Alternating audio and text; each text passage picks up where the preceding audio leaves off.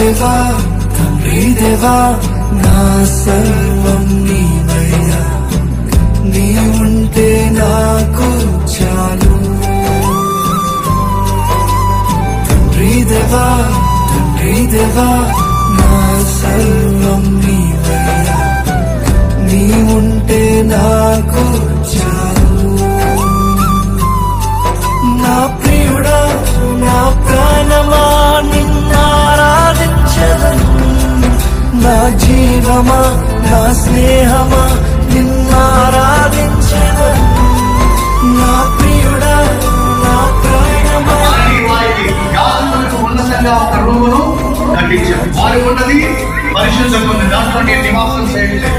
అసలు ఏనాడు దాంట్లోకి వెళ్ళి నేను కూర్చొని కట్టించాను, తనిపేశాను. ఎవరైనా వస్తే కూర్చొంటారు, కానీ ఎవరైనా వస్తే కాసేపు మాట్లాడతాను. ఈ ఆలయంలో ఉన్నాం, మనందరూ నివసించాం. మీరందరూ బయటకు వెళ్తే నేను మరి బయట చెప్పండి గట్టిగా హల్లెలూయా హల్లెలూయా.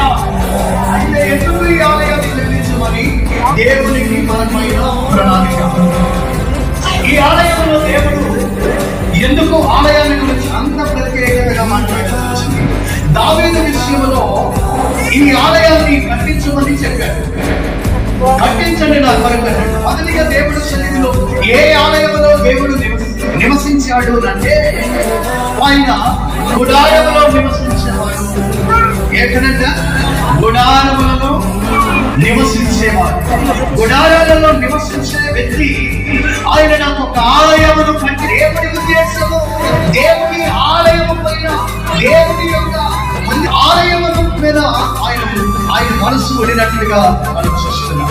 ఇప్పుడు ఏ ఆలయం పైన దేవుని మనస్సు ఉన్నది, దేవుని కార్యముల పట్ల ఆయన యొక్క నామమున, యేసుక్రీస్తు నామమున ఏ మందిరములో అయితే కట్టబడి దేవుని సన్నిధిలో ఆయన పరిచర్య జరుగుతూ ఉంటుందో ఆ మందిరములో ఆయన అంటున్నాడు, నా మనస్సు నా దృష్టి ఆ మందిరం పైన నిలిపి ఉన్నాను.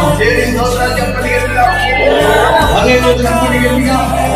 నా మనస్సును నా దృష్టియు ఆ మందిరం మీద నేను నిలిపి ఉన్నాను అన్నాడు. మరి నిలిపి ఉన్నప్పుడు ఇప్పుడు మీ కష్టం చాలా మంది దేవుని సన్నిధికి ప్రయాసపడి దేవుని మందిరానికి దర్శించారు. మరి వారి అయితే మరి దేవుని మందిరం పైన ఉన్న ఈ మనస్సు